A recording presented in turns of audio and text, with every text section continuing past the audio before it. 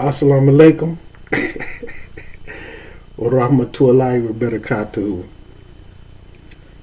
Hey, D's, don't start, man. Hey, y'all gotta forgive me, man. I wanted to make sure I added a little bit of black culture, man. so I won't be looking like an Arab. I don't want y'all to confuse my blackness.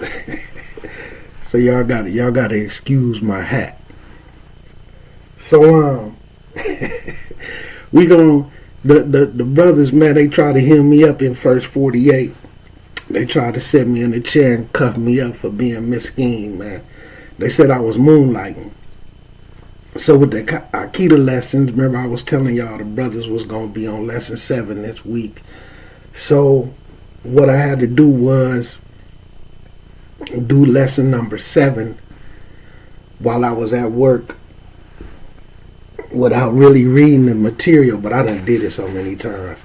And I answered it different. So I'm going to go over lesson number 7 and I'm going to share my answers. And we're going to discuss some things because it talk about Ahl Sunnah wa Jama'ah. So all of that falls in line. You know what I'm saying? Okay. It's a couple of brothers. We waiting on a couple of brothers, so I'll wait a second. I'm gonna share a funny story with y'all while we wait for these couple of brothers who, you know, they getting their little paperwork and stuff together. So this was in like 2017, 16. So I knew a Salafi sister, man, up in the city in Chicago, right? And some people that hit me up and was like, it's a Salafi masjid. They opening a Salafi masjid up here. So I'm like, nah. Not in Chicago, I'm like, a Salafi masjid? So, you know, my antenna's going to automatically go up. So when they told me where it was, I knew the sister stayed close. So I hit the sister on, she's like, man, they got a Salafi masjid up there. She was like, well, don't you come to this masjid? I was like, but ain't it like 3-4 blocks away from you? She was like, yeah. So I'm like, and it was Ramadan. So I'm like, what's up with it, man? She was like, nah, you don't want to come down here. They highly recommending that people give donations. So I knew what that meant. This true story. She was like, man, they out there highly recommending that people donate. I'm like regular people or like people who coming from, you know, out of town and this and that? She was like, you know, if you ain't part of the clique, you know, they gonna make sure you donate to the masjid. So I'm like, nah. So it was still a little early. So she, you know, it's Ramadan. So she go out the house to walk down there so I could see the masjid. So she walked down there where I could see the masjid, right? Alhamdulillah, it's not like they done grew, right? But they not letting them guys from that other side come up there. So I go up there to check out Deeds, right? That when that weekend came. So I'm like, come on, Deeds, man, let's go to the Salafi masjid. And as we getting around there, we getting up there, we just hear voices from out of the cut. You know, we got on throw. We on Dean. And all you can hear, you could just hear voices just from different little areas. And they was yelling, concrete. So I looked at Deeds and we was like, man, you think that's the Salafis? Deeds was like, you already know that's the Salafis. And for people who from Illinois, you know, when you hear them cats yelling concrete or they yelling out stuff like that, sixfold, sevenfold, and different stuff, then you in some gang area. So they was like concrete. You know what I'm saying? So me and D's laughing. We not saying that, but you can't see who it is. They just yelling and they just waiting for you to respond wrong. So anyway, as we go up to the doors of the masjid, people start coming from out the sides of the houses and all that. Of course, it was the Salafis. You know what I'm saying? I mean, it was funny, man. But we was hearing, they were like, concrete.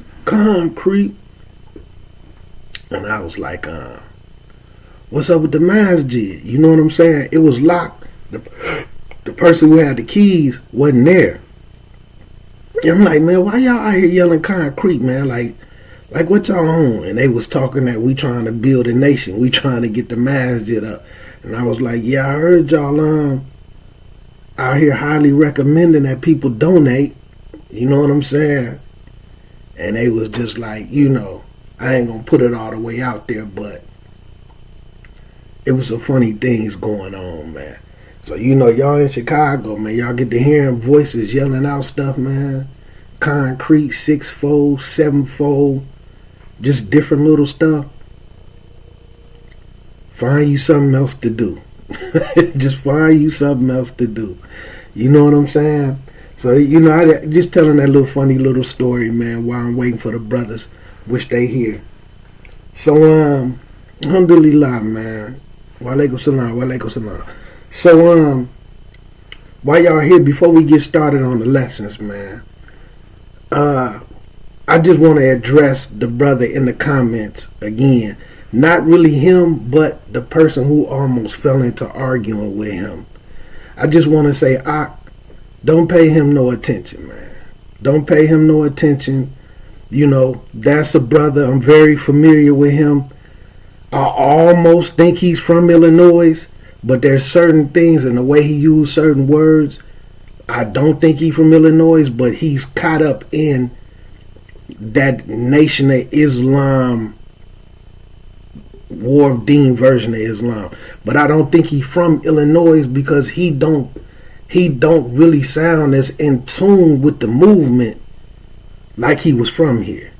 Like how you have, see, with the Nation of Islam, and I'm going to make this brief, they have temples everywhere else, but like how I said, like the Masonic lodges, they have charters. Or like the Moorish Americans, the real ones, who have charters with the real organization, not just some people who learned in jail and none of that, right? Or probably got a building, but they don't have a charter.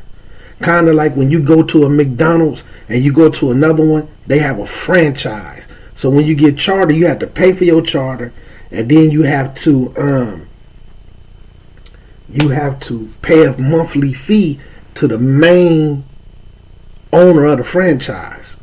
So sometimes where they was from the Nation of Islam in different cities, they was able to run a temple, but they had to, they may have did things a little bit different, but they had a charter and they had to stick with like certain main things. So the reason why me saying that, but he sound just like somebody from Illinois. So when you saying to him about having love for the Prophet and this and that, and I seen how his little anger came up. See, you have to understand, like some of y'all haven't been around that long. Just a few months ago, he tried to tell me that I'm supposed to love Elijah Muhammad more than Prophet Muhammad. Okay? That's his mindset. I'm not trying to diss him. I'm not trying to disrespect him. I addressed this, and, he felt some type of way about it. He even put in the comment, you need to love Elijah Muhammad more than the Prophet Muhammad. Talking about, hell, the Prophet Muhammad was dead. Astaghfirullah. Elijah Muhammad brought this to black people and this and that. And just when people who had a mindset, so like me saying, I'm from the land of bogus black version of Islam. You know what I'm saying? This stuff got its footing here. You know what I'm saying? Even with the Moorish Americans and the Nation of Islam, the War of Deen community, Chicago was all their headquarters where they really got their footing. Like we know Noble Drew Ali tried to start in New Jersey, but he really got it off the ground in Chicago. We know that Elijah Muhammad them started some things in Detroit, but really getting it off the ground and their forefooting, all that was in Chicago. Same with War of Deen. So how it trickled down in the gang culture, where I was a street tribe, so I got a hold of that dirty version of black Islam. So I know it like the back of my hand. I know how they talk. I know what they say.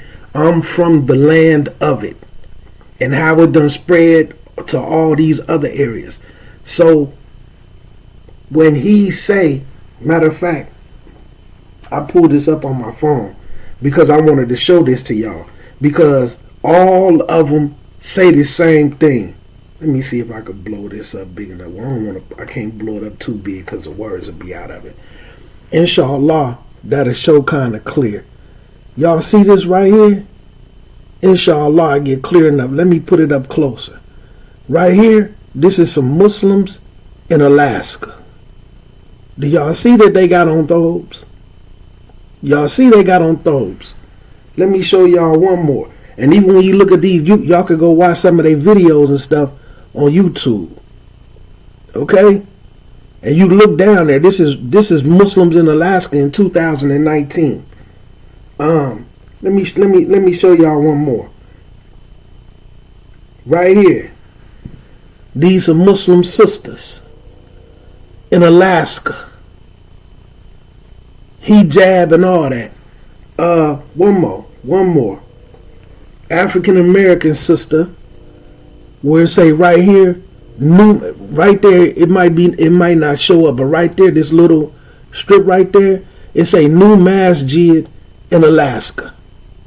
So I'm pointing that out because, like he tried to say to the brother in the comments, do the Muslims in Alaska don't dress like that because it's too cold?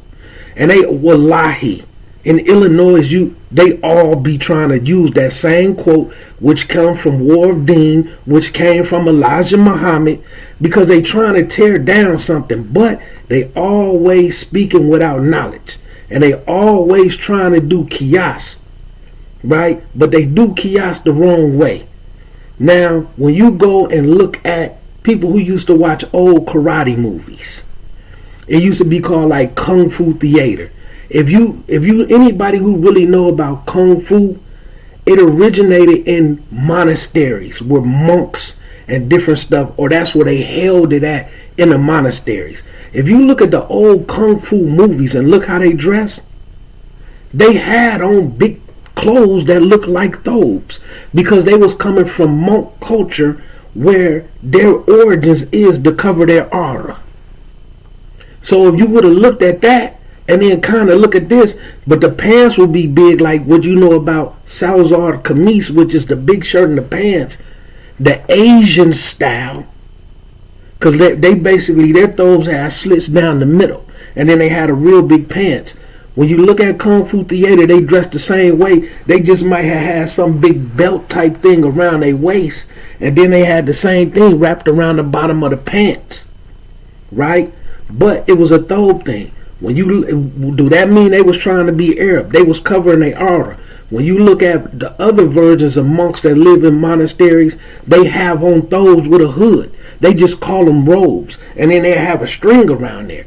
Why? Because that's legislated. When you look at a Catholic priest, when you look at the Pope, what do they have on? They have on thobes.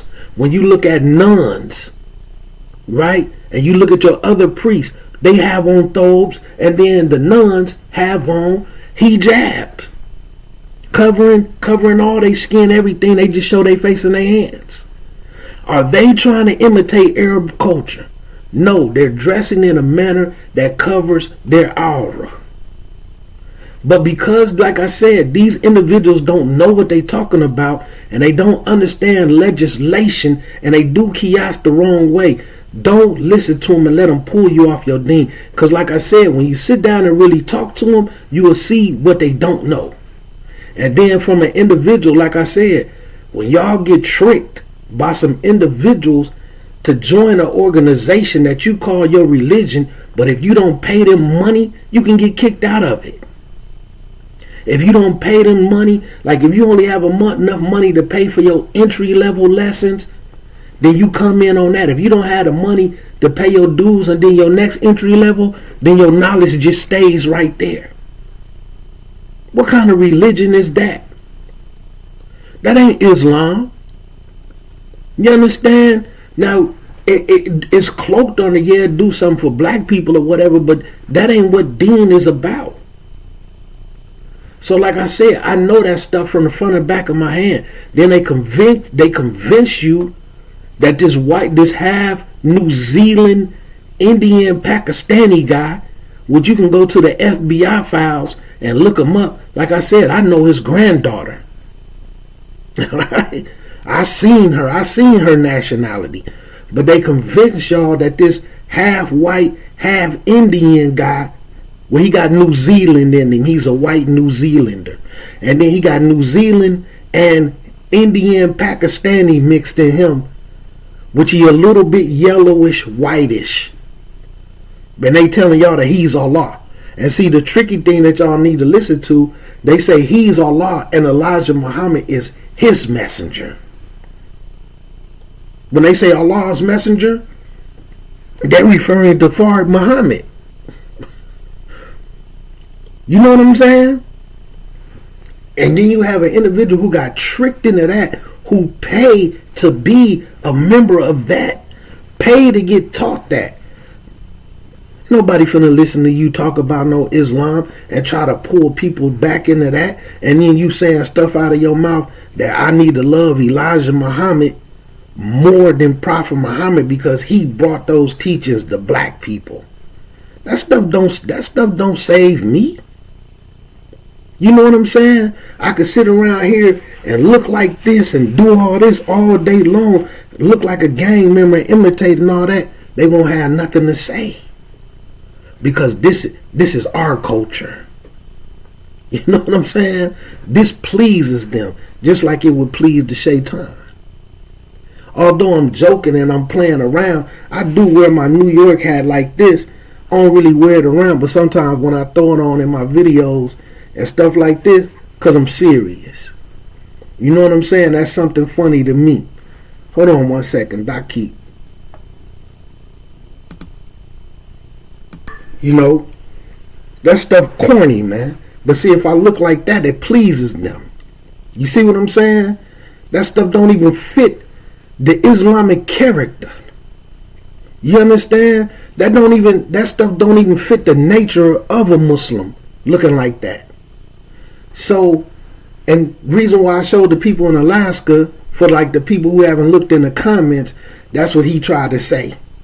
The Muslims in Alaska don't wear that. The Muslims over there, the kafirs, the hypocrites. But you have to understand, which I'm not explaining it to him because he's not going to get it no matter what. You know what I'm saying? He's silked up to me. You know what I'm saying? But when you understand and you look at monks, when you look at priests, you know what I'm saying? When you look at nuns, they all wear a legislated form of clothing to cover their aura. They don't sit up and say they trying to imitate Arabs because they say it to black people because they feel like you betraying a black version of Islam that's Batil. That's why they got a problem with it. You just like if you a black person and you go get you a good education, right? And you enunciate your words and you playing the game the way that they play it in America, what they say, you trying to be white. Look at you trying to be white, trying to talk white. But you might not talk white, you just enunciate your words. They always try to hate on what they wish they could be.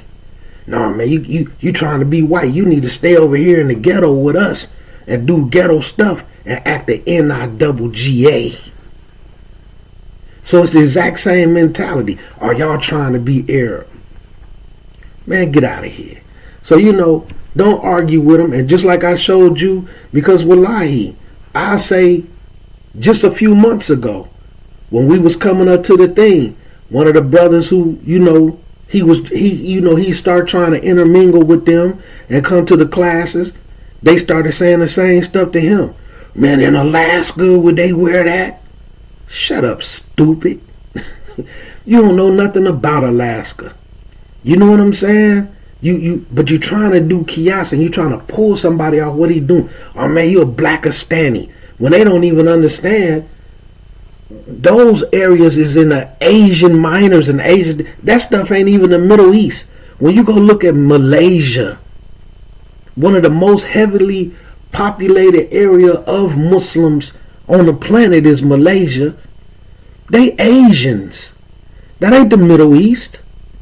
But see, they don't know what they talking about. When you go to Morocco, just like some of these, like you can get the Moroccan version, you could get the Sudan version, where they all look a little different on a region. Then you could get the Saudi version. Then when you come to your Indian, Pakistani, where they had a kameez, where it's just a real big shirt, depend on where they don't all look the same. But see, they don't know that, but they always run in their mouth. And another thing he said to the brother in the comment, and then we're going to get to these lessons. He going to say to the brother, first and foremost, I gave the greetings. You don't understand. Somebody, you don't even understand the basic of Islam. No, you don't understand the basic of Islam. You greeted me. Then you're going to end the conversation. First you talking about you started off with the greetings to him. He don't understand the basics of the thing. Like he's supposed to slam you back. But then you ended by telling him you wasn't even talking to him. So we're going to give you an ayat from the Quran. Surah 40, ayat number 86. Just so we could talk about the usul of the salam. Allah Azza wa Jal says, when you are greeted with a greeting, give a greeting better than that or the same. The obligation is not to greet a person first. It is the best thing to do. Yes, the obligation is if somebody greets you to return it. You've never greeted him. But you want to talk to him about him not understanding the basic Islam when you don't understand it. Because he asked you some simple Islamic questions that shouldn't have offended you. But if you love Elijah Muhammad more than you love Prophet Muhammad, then you're going to get offended. So that's why I want to say, man, don't pay them no attention. You know, I don't disrespect the brother. We've been doing this for a very long time. Some of y'all just new to it. I still show him respect. If he salam me, I'm going to salam him back. You know what I'm saying? If he don't salam me, I'm not going to salam him. But I know what he doing. I expect him to come in because he want keep in mind, his mindset, and we not talking about a long time ago. We talking about just a few months ago. His mindset is we need black Muslims. Black people need to love Elijah Muhammad more than they love Prophet Muhammad because of what he brought us, what he bring us. And see, he can't talk that foolishness to me because I know the lessons.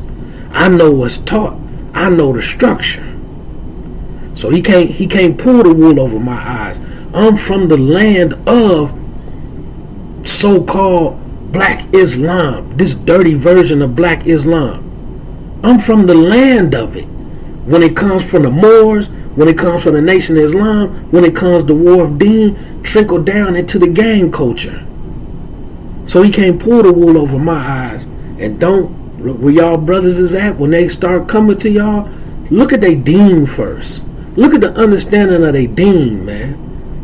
Anybody who trying to make Islam about one particular race, don't pay them no mind, man. Islam is for everybody. There's no black version. There's no Arab version. There's no Pakistani version. There's no African version. So don't fall for it, man. Because like I said, they be done pulled you off doing some things that's legislated, but they don't know no better. You know what I'm saying? So let's get to these lessons, man. And we're going to make this quick, inshallah ta'ala. So when it comes to your questions, You got question number 1. Allah's attributes may be divided into blank main divisions. So there's A, 5, B, 3, C, 7, D, 2. The answer is 2. Allah's attributes may be divided into, and let me scroll up. Cause I ain't really, I done been through it so many times. I ain't really do the material, and this probably what I should do since the new shahadas is on this lesson, and they got me in first 48. Let me scroll up to the top. Let's see where it's at. I probably won't do this for every answer, but I know a lot of people ain't used to hearing this.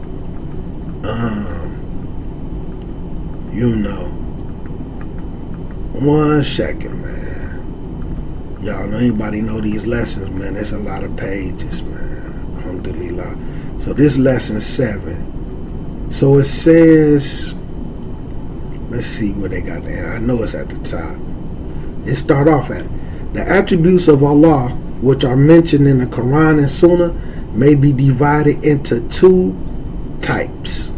So for those who don't know, the first type is those which the human mind can never know the true reality of and comprehend by itself, i.e. contrary to texts such as proving a hand and a face of Allah. Our minds can't fathom or comprehend what Allah's hand look like or what the face of Allah looks like. But Allah informs us that He has a hand and He has a face. So just for us who understand that, in this Aqeedah lesson, this is a refutation for the individuals who try to say we giving Allah a human face. We're giving Allah a human hand. We're doing this and that by giving Allah human limbs. When we sitting down and comprehend and know that it's clear, our minds can't even fathom what Allah hands or what Allah face look like. That's why y'all hear me saying things about you're the one who picturing a regular throne like a chair, which means you have to have a butt to sit in it, and if you got a butt you defecate. That's y'all doing that. Y'all adding the human attributes to it. That's why y'all denying it. We're not doing that. And if you are one that's doing it because you knew and you're not really sure, and your mind just, because you see hand or face in the Quran, you automatically picture human hands, then break out of that, because you may just not know yet.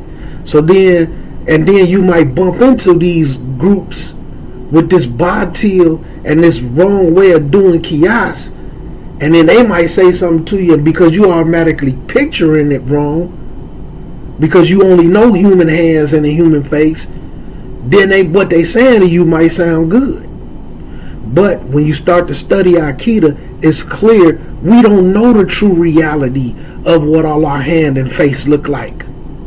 But just like in one of my videos where I said, when I was breaking down the Quran ayat where it was dealing with Allah hands and the uniqueness, the uluhiyah, to where it doesn't compare to a human, or a human can't be compared to it. Like I said, they're missing the uniqueness in the ayat, because you can't create a human being or anything living with your hands.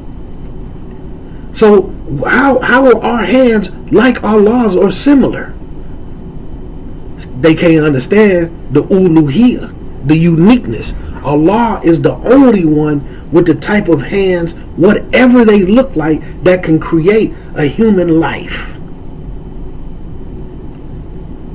But they don't get it because they do qiyas the wrong way. So you have to be careful when you listening to these people. So B, those which the human mind can deduce, right?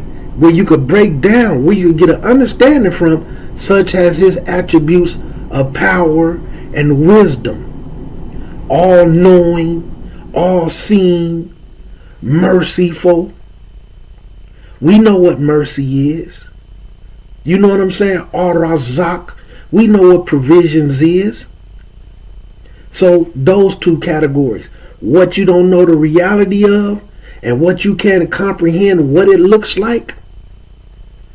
Or the ones that your mind can fathom and deduce from, like power, wisdom, all knowing, all seeing, all hearing. Alhamdulillah. So back to the questions.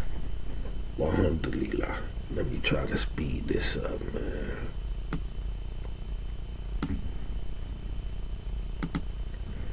So back to the questions. What was that? Question number 1, right? All right. So the answer, when we read the answer for everybody, was whoa, I think I done went all the way into a whole new lesson.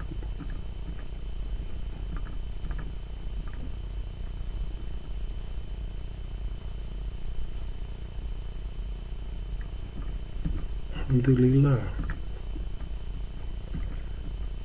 My bad, man. One moment. I done went down into lesson 8. So, here we go. So check out when we get to Ahl Sunnah wal Jama'ah to show y'all how these individuals. So question number 2. Allah has A, 3 hands, B, 4 hands, C, 2 hands, or D, 0 hands. So from the text, we know from the text, Quran and Sunnah, that Allah has 2 hands. We're not limiting it to 2. We're not saying they're human hands, but from the text, from the Matan, Quran and Sunnah, we know that Allah has 2 hands. So like anybody who's read the material, it gives you the breakdown of how Allah has 2 hands. And anybody who got it, this is lesson 7.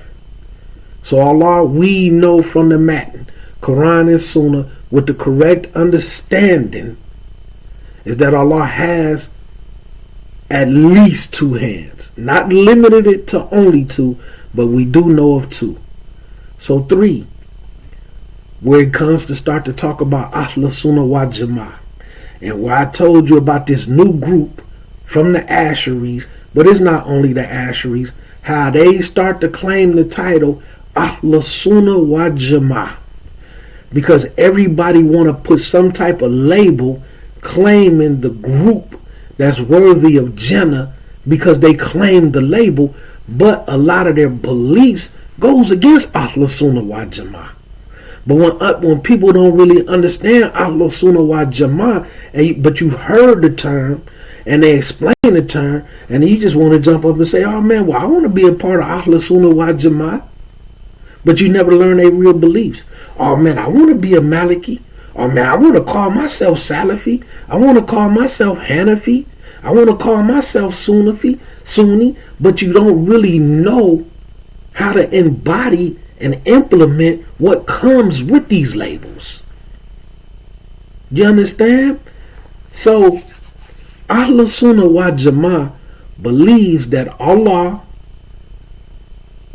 face, hands, eyes are A, unique and befit His Majesty and Highness, B, like that of the creation, C, deficient, or D, without ability.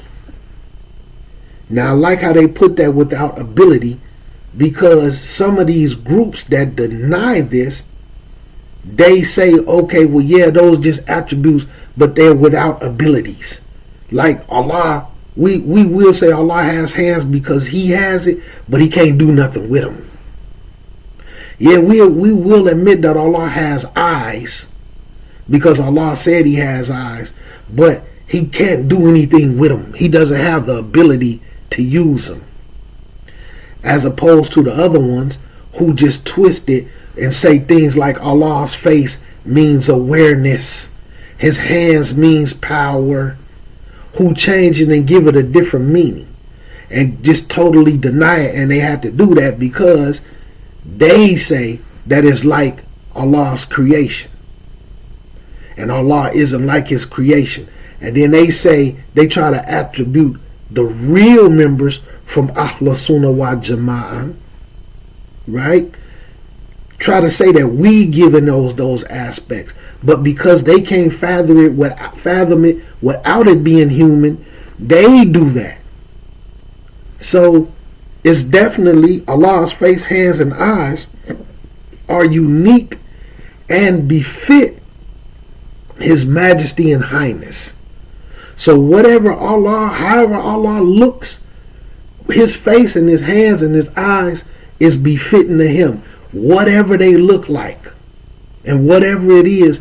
But we don't change the meaning and say his face just means awareness. We don't change the meaning and say his hands mean powers. We don't change it. You understand? And we definitely don't say it's like his creation. So how do this group from Ahl Sunnah wal Jama'ah, they claim to be Ahl Sunnah wal Jama'ah, but their belief is different than this? Now, when it comes to this belief, where does it come from? Of course, Allah attribute these things to himself in the Quran, right? Allah attribute these things to himself. In the Sunnah, Rasul Allah teaches and explains to the Sahaba how these things should be understood. So the Sahaba, Rasulullah sallallahu alayhi wa sallam, and the Sahaba, may Allah have mercy on them all and be pleased with them, their understanding is that it's unique and it befit his majesty and his highness. We don't question it. We don't put no feature on it. We just leave it how Allah says it. So for them to have something different that came from somebody else, and like when you stick to the Aqeedah, you got to take your deen from Quran and Sunnah with the correct understanding. And in some issues, it's permissible to do qiyas, but you got to do qiyas with Quran, Sunnah, and Ijma. You can't just do qiyas and say, you ain't supposed to wear no thobes. You ain't supposed to wear hijabs and khimars and all that stuff because Muslims in Alaska don't wear it because it's too cold.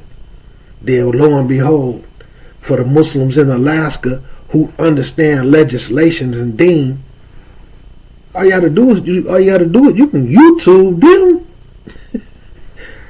doing qiyas the wrong way, and then misleading other people who don't know no better, which is doing what? In some instances, you're hindering people from the path of Allah, and can't even give them the things and say, look, this is legislated. No, you don't have to wear it, but when you put clothes on, make sure they in accordance with what's legislated, especially when you praying. See, they can't give you that jewel. Only thing they could come up with is you got to do black culture. See, me looking like this, I'm trying to be Arab, but me looking like this, oh yeah, that's what's up right there, Ak. You got that black culture. You know how I do. Get out of here with that. So when you come to 4, the believers will blank Allah's magnificent face in the hereafter. So the believers will A, not see, B, see with their eyes, C, not believe in, or D, go far away from. Obviously, for those who understand the correct Aqeedah, is B. The believers will see with their eyes Allah's magnificent face in the hereafter. Alhamdulillah. Whatever that looks like. Right? 5. The correct belief in regards to where Allah is in his essence is above and up on his throne above the heavens. This is the belief of A. Ahlus Sunnah wal Jama'ah, B. the Salafiyun. You know what I'm saying? The Salafiyun, right? Those from the Salaf, right? Or C. Ahlul Hadith, the people of Hadith. Or D. extreme Sufis. Or E. A, B, and C. Yes, this is the belief of Ahlus Sunnah wal Jama'ah. This is the belief of the Salaf, and this is the belief of the people of Hadith. And how can, like I said, and I repeat, how can these people who talking about they the black imams group, they the new savior of the black Muslims, and we're Ahlus Sunnah wal Jama'ah, but they say that Allah isn't above his throne. They say that Allah exists without a place. When common sense, logically, your mind should be able to say anything that's somewhere is in a place. Okay? If you got clothes in a drawer with a piece of paper in it, that's still a place. Everything that's somewhere is in a place. So, how can they call themselves Ahlus Sunnah wal Jama'ah? It's just a label where they able to sell people those magic beans. And that's why I try to inform people. Pay attention to them labels. I don't care if it's Salafi. I don't care if the label is Sunni. Remove the labels and look at the people. Look at their deen. Look at their Aqeedah.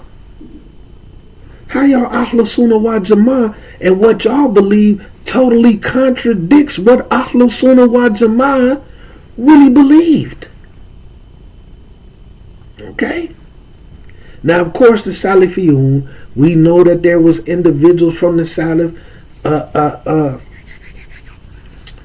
that didn't agree. So it's emphasis on the Salaf as-Salih, and then, of course, it break down to us, the ones who follow the Salaf of Salih that had the correct understanding. Alright? So, coming to 6, Muslims believe that they, A, can see Allah in this world. B, cannot see Allah in this world. C, that they sometimes see Allah in this world. Now, this is tricky because you have individuals that have deviant beliefs that comes from Christianity. It's real zindikish. So, and sometimes I leave people be. And sometimes I want them to get into their studies because you have people who sit around talking about, I'm trying to see Allah in everything. I can see Allah in this house. I can see Allah in this. Numerous people who I see Allah in the flowers. You know what I'm saying? I see Allah in you. Where they naming things in this world when the Muslim believes that you cannot see Allah in this world. Allah doesn't intermingle in this dunya. Although I understand what they're trying to say, and sometimes I say to them, like, what exactly do you mean? Like, what you saying? What you mean I'm trying to see Allah? Like, break it down for me. Because I really want to get more of their understanding, and then hopefully try to introduce them to some classes where they can clean up that speech. But they feel like, I'm looking for Allah in this. I'm looking for Allah in this. Now, Allah has signs in his creation, right? But alhamdulillah, we ain't gonna spend too much more time on it. Y'all get it. But I love the way they put this question, because some people be looking for Allah in flowers, every situation, just things that that's real Zindikish, that comes from other little groups and speech and Tabligis and Sufis and Deobandis, but we won't spend no more time on it. So the correct meaning of istawa, according to Ahl Sunnah wa Jama'ah. Once again, we back on Ahl Sunnah wa Jama'ah. Is A, rising above, over, or up on. B, conquering, taking over, or overpowering. C, falling or descending. D, growing and expanding. Because where they put conquering, taking over, and empowering, this is people who had this belief that when they change the style, this is why they put stuff like establishing his power. He's taken over. He's overpowering. He established his power instead of saying he rose above his throne. So for individuals who claim to be from Ahl Sunnah wa Jama'ah and say that Allah can't move, so that it's impossible that he rise, he can't move because he created direction, and all these batil, wrong way of doing qiyas things that they came up with, how you Ahl Sunnah wa Jama'ah, and the correct meaning of istawa with Ahl Sunnah wa Jama'ah is rising above, over, or up on. Y'all want to change it to conquering, establishing, overpowering, and just different things. That's not the belief of Ahl Sunnah wa Jama'ah. And because some people want to tie in, y'all putting that black label. We the new black Islam. We the new savior for the black Muslims. Come to us. Don't listen to nobody but us. And don't even have the real beliefs of Ahl Sunnah wa Jama'ah. Number 8. Blank establish and affirm Allah's highness and being above in the heavens, and they also view that Allah is everywhere in his essence.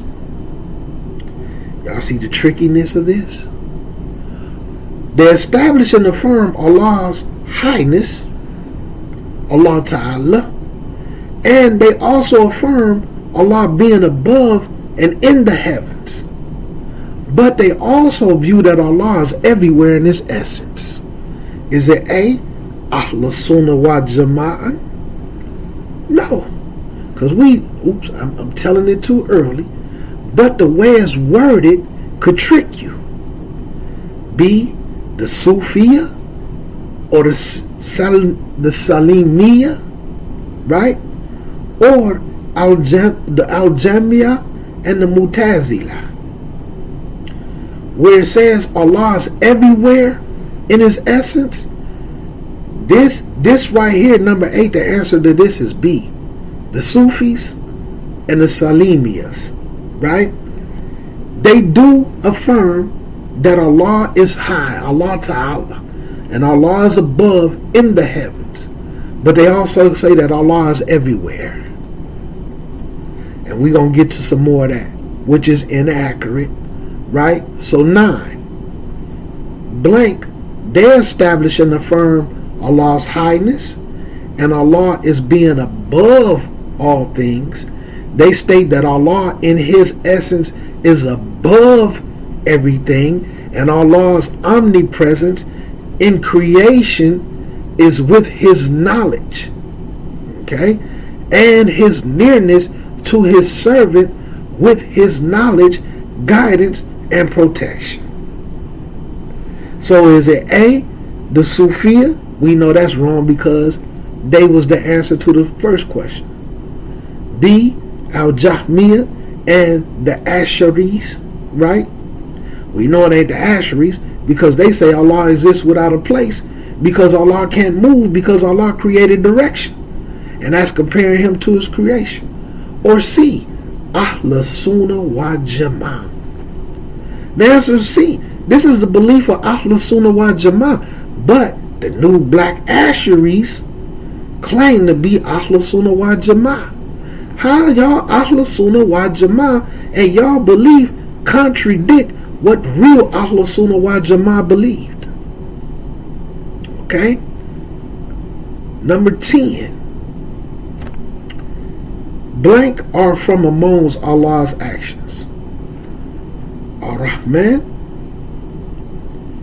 A. B. Al-Alim. C. Anger, dislike, punishment. Or D. Cooking. MashaAllah tabarakallah. It's C.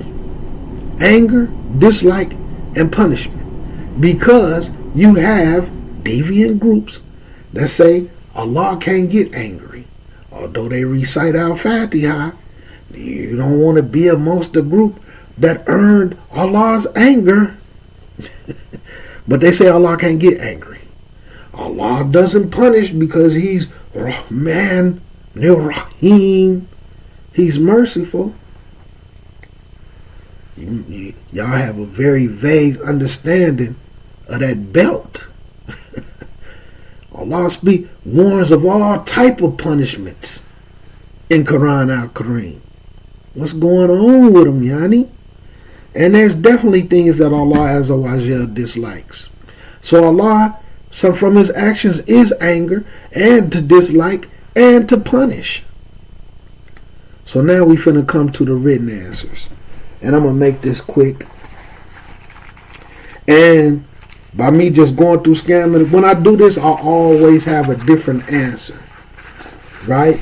So so these answers, wallahi, I did this today while I was at work. Just going screaming. So like my answers, not necessarily going to be in accordance with what's in this book. They're going to be from different things. I did put a little twist from the book in like one or two answers because the way it called for it. So I added it into my answer. So 1, there are some Muslims who have mistakenly believed that Allah is everywhere. So right there, just coming into that, for the people who still believe that Allah is everywhere, or Ahlul Sunnah wal Jama'ah believe that Allah is everywhere, this question right here refutes that belief system. There are some Muslims who have mistakenly believed that Allah is everywhere. Some have even gone to the extreme to view that Allah even incarnates Himself into other human beings and creatures. Who's one? The people that believe that Allah, that Fard Muhammad, is Allah in person.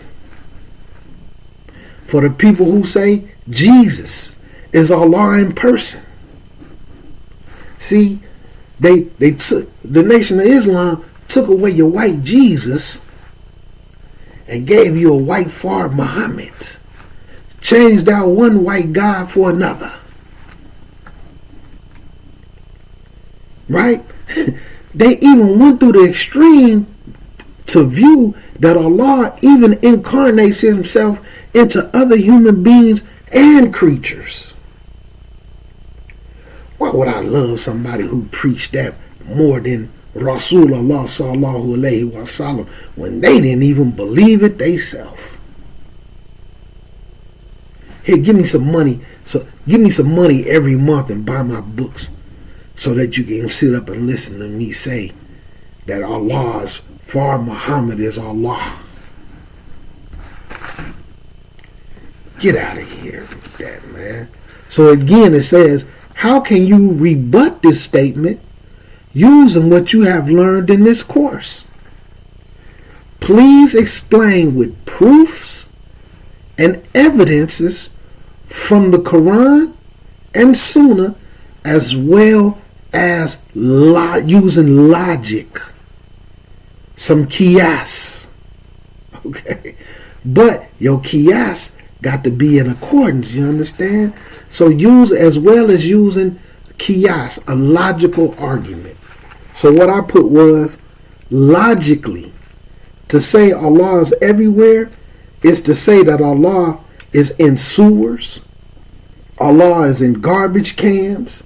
Allah is in toilets and filthy, unbefitting places for Allah Azza wa Jal. Because that's everywhere, right? If Allah is everywhere, you saying that Allah is in the bed with you when you're having sex with your spouse or your non-spouse. Allah is in the bed with two same-sex people having sex. Huh? Allah is in that same bed with them. That's everywhere. Am I sitting on Allah when I sit on this chair? This is part of everywhere. Logically, that doesn't make any sense. Right? So, also, incarnation into a filthy human that has to urinate, defecate, burp, pass gas, get sick, throw up, vomit. That is inside. If all these other places is unbefitting for Allah, isn't it unbefitting for Allah to be inside of a human, or let alone a creature, or something from His creation? Like some of them say, Allah's in the flowers, Allah's in the trees, Allah's everywhere, and Allah is in everything. Get out of here. Logically, that doesn't even make any sense. Right? So, also, incarnation into a filthy human or creature isn't befitting of the essence, right, that Allah describes Himself with. Also, it leads to shirk, because anybody that thinks Allah is in a human or a creature, they worship that human. Just like these individuals, they worship Fard Muhammad. I even sat up and listened to one of them cats recently, wallahi, talking about how the government could have killed Elijah Muhammad, but Fard Muhammad, Allah in person, protected his messenger, Elijah Muhammad. Allah, no spook in the sky, as they call it. No spook in the sky protected him. Allah, Fard Muhammad, protected him. That's shirk.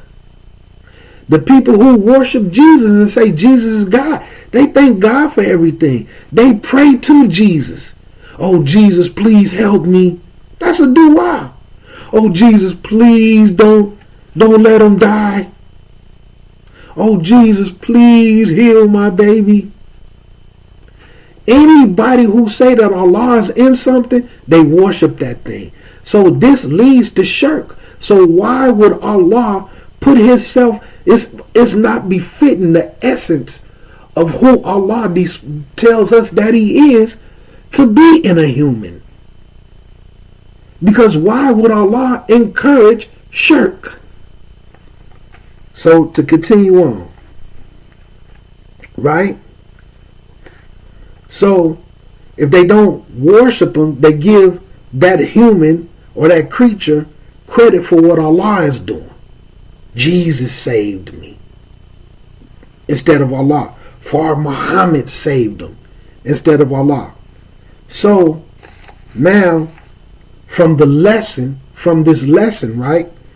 From Allah's omnipresence with His creation does not necessitate, it's not necessary for Allah to mix with His creation. Why do Allah have to get inside of a human to do what He does? Huh? Why do Allah have to get inside of a human to do what Allah does? It's not necessary. Right? So, Quran and Sunnah teaches us that Allah Azza wa Jal is above His throne, and at any given time, Allah can send an angel to a prophet or messenger to give His message to mankind.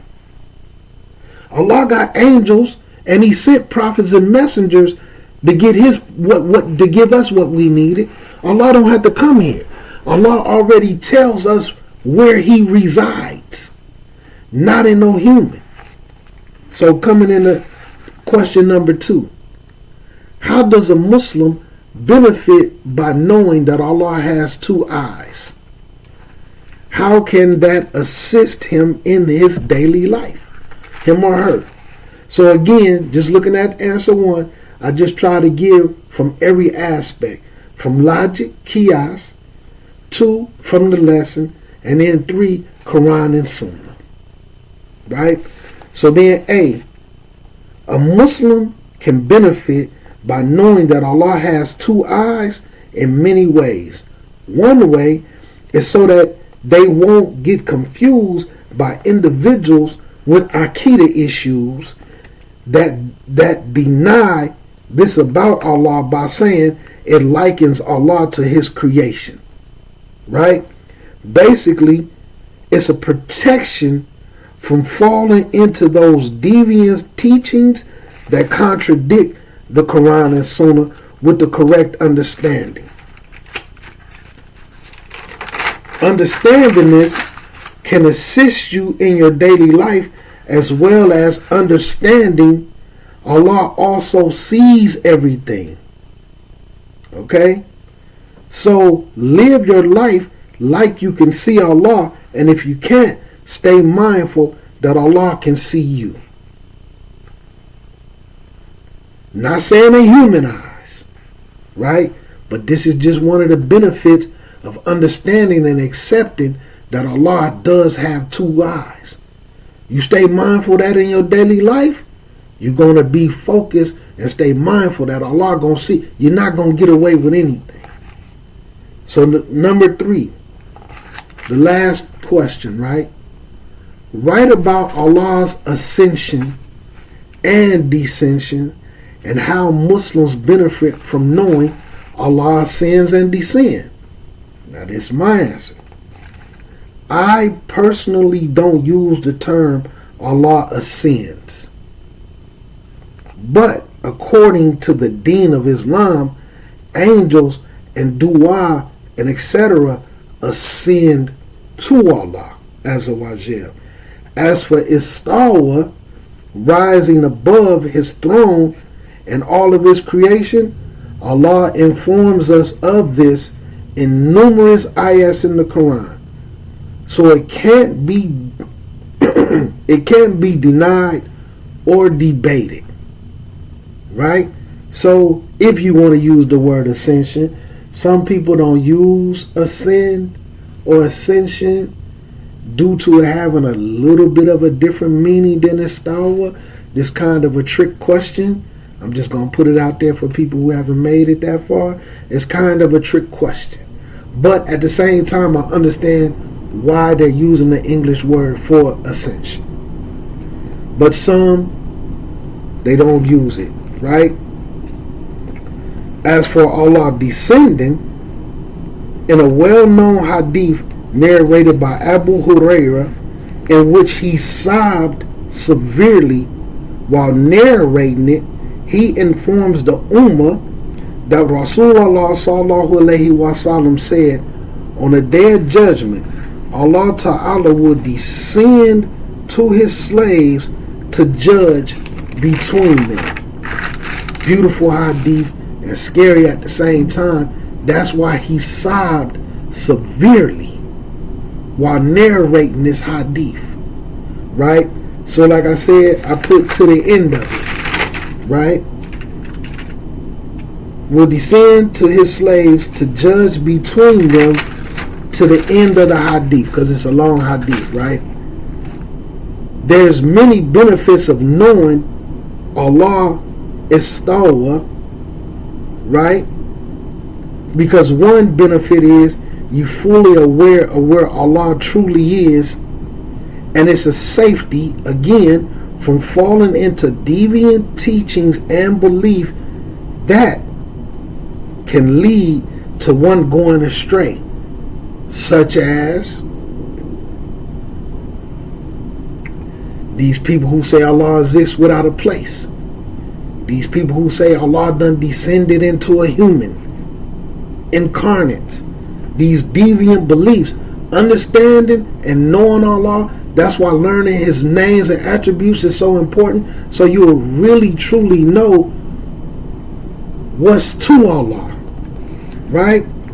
So, again, it's a safety from falling into deviant teachings and beliefs that can lead to one going astray and possibly committing shirk. Stand mindful that Allah Ta'ala will descend on the day of judgment to judge you, should keep you on point. And I know I didn't throw in the hadiths where a lot of people are aware of, that Allah descends to the lowest of heavens during the third of the night. We familiar with that. I wanted to go and put a hadith in that a lot of people isn't aware of, the descendant. And I got a couple of minutes, man. I'm going to wrap it up, though. The hadith where Abu Hurairah was crying, sobbing severely while narrating this hadith, where it said that Allah descends, right? He's going to descend to come judge His slaves. And it said from the first, so you got to keep in mind, this doesn't mean just one person. From the first is going to be memorizers of the Quran, ones who referred to themselves as Hafids, had beautiful recitation, possibly didn't implement it, you know what I'm saying, possibly didn't really know his adcams. And then when he find out his fate, he gonna try to plead his case. Guess what he do? Qiyas. Hold up. I memorized Quran for you. I taught people how to recite the Quran. I did that for you. I beautified it. I was one of the best reciters around. Qiyas, see? That's why Qiyas can be dangerous when you don't do it in accordance with Quran, Sunnah, and Ijma. And Allah Azza wa Jalla gonna say, you have lied. You did that so that the people will say you was a beautiful reciter of the Quran. And then it goes on to the martyr and the one who spend from their wealth. Same fate. Hold on. I got martyred for you. Nah, you did that so people would say you was a warrior. You was a true soul. You did that for the people. Hold on. I spent all type of money in your cause, Allah. Qiyas, see? The same way these individuals do qiyas about what's Arab, what's not. Not even understanding Islamic culture. And so that's the hadith, and that's why he sobbed like he did, man. But beautiful hadith. And let me close out on this culture thing, because I seen the brother, he made a comment in there about the culture, and he right. I understand the etymology and different things like that, but I want to break down something because although the Arabic words sometimes there's really not an English word that can fully explain what it means, so they choose what's the closest.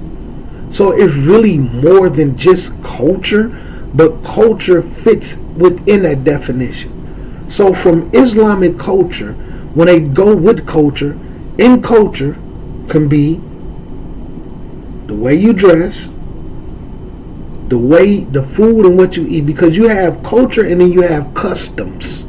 Some of the stuff what people do in Islam, they be customs but not culture. For instance, like taking your shoes off in the house. These are customs. So certain things are customs that's just within the culture. So let's say not necessarily the food is necessarily Islamic culture, because everybody eat chicken and rice. Everybody eat lamb and rice. You might just season it different. Everybody eat meat and rice. The Chinese may just fry it. Black people make fried chicken and have their rice with some butter and sugar. It's all the same food, just cooked different. But from the Islamic culture, it's things like when it comes to eating with your right hand. See, this is sunnah. Eating with 3 fingers, if you can. Eating from what's closest to you, because we know the sunnah. This is not when it's just your plate. Generally, from the sunnah, the Muslims will share from a plate, or like married people. Just like, man, I know some sisters, boy, that be one thing they be longing for, that I be a wakil for, or sisters who we've been in each other's presence permissibly, I'll put it that way. And they be like, they can't wait for that moment to eat off, have everything on one plate together and eat from the plate. So you got to eat from what's closest to you, right? This is part of what you do. And I'm mentioning this because you may see somebody eating with their right hand, and then you'll hear one of these people, are you imitating the Arabs? That's Middle Eastern culture. We use forks and spoons because we black people. That's black Muslim. You imitating Arabs, but they don't understand eating from your right hand. They so feeble-minded. And just like when I talk to someone, I say, do you eat tacos with your hand? Do you eat pizza with your hand? Do you pick your piece of chicken up and bite it with your hands? Okay then. Shut up. You know what I'm saying? So, I'm breaking down certain things that's from Islamic culture. So if they see you eating with your right hand, this is the sunnah. This is part of Islamic culture. Okay? They're going to say you being Arab. If you're trying to eat with these fingers, if you tearing your piece of bread and picking up your rice and meat this way. This is from the sunnah. This is from Islam. This is part of Islamic culture. Bismillah, taking 3 sips. See, and I'm mentioning this because, like I say, they think it's just tying it to the food. But when they see you doing certain things from the sunnah, they automatically cloak it as Arab or Middle Eastern culture. Because they don't understand. See, they do more talking than listening. There's other things. When you get in the bed, the way you lay down and you brush off your bed, certain things you do when you go to bed. When you laying down, the way that you put your clothing to make sure that you legislate it and you cover, especially in Salat. But you walking around all day long, when you understand about the 2 eyes, and understand that Allah sees everything, you still walking around. Your aura shouldn't be showing. You shouldn't have a shirt on that every time you sit down, and when you get up, it come up like this and you got to pull it back down. Which I see numerous Muslims going through, because that's nudity. It's nudity. Just like I said, sisters wearing a little shirt with a couple of buttons and they come right there. And I'm saying this because sometimes when you carry yourself in a particular way and females can't attract you, they do certain things. And I done been at work and I done been places and sisters done bent over with them type of shirts. Muslim sisters too.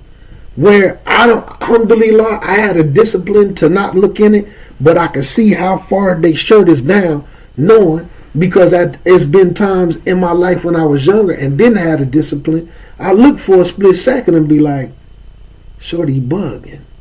I will be live and catch myself. This is nudity, man. It's nudity. Watching sisters get up, they got a little weight on them. They still trying to wear little cute snug shirts, and then they getting up like this, and then they got to keep pulling their shirt down because they belly button all this. This stuff is nudity, man. But you want it tied to black culture. But when it comes to clothing, what is black culture? The hip hop culture? Suit and ties ain't black culture. You know what I'm saying? That's white culture. That's mob battalion culture. Huh? When we talking about a culture, that didn't come from us. We didn't start that. What exactly is it?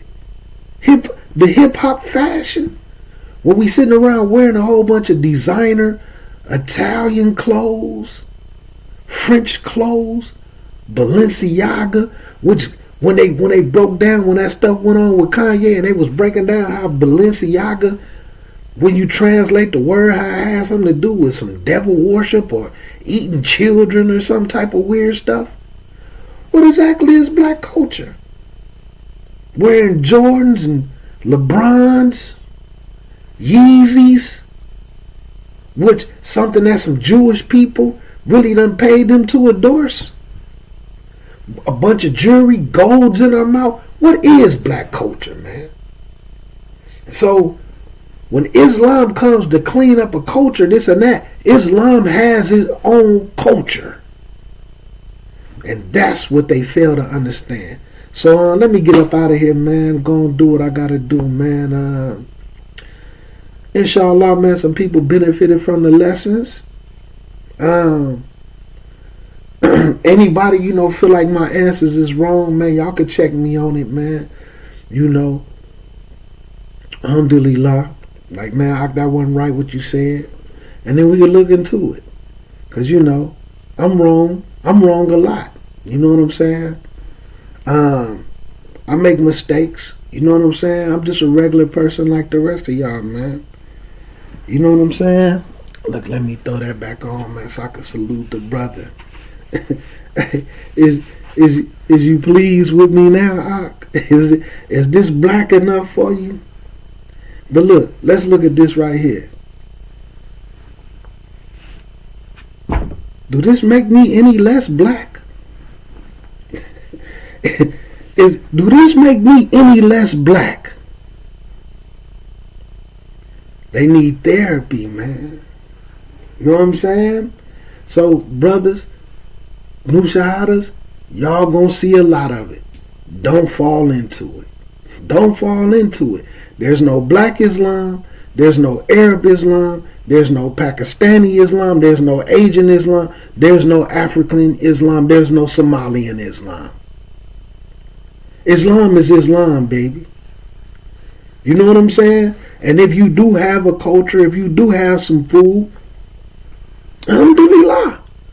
But learn what Islamic culture is. And when you understand Islamic culture, then you're going to understand how to live your deen in accordance with Quran and Sunnah upon the Sharia.